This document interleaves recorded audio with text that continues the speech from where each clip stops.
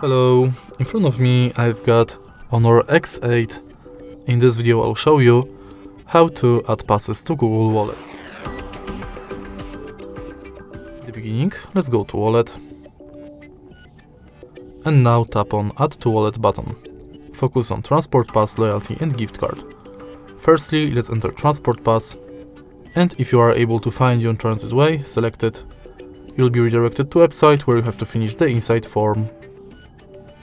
Next, let's select Loyalty, and now select Loyalty program you are participating in. Now you can scan your card or enter member ID manually. Tap Add to Wallet and it's done. In the end, let's select Gift Card, which is pretty similar to Loyalty card, because you have to select a shop, enter card number, PIN, balance, your notes and tap Add to Wallet. And that's basically it. All of your cards will appear on the homepage of Google Wallet. If you find this video helpful, please leave a like, comment and subscribe.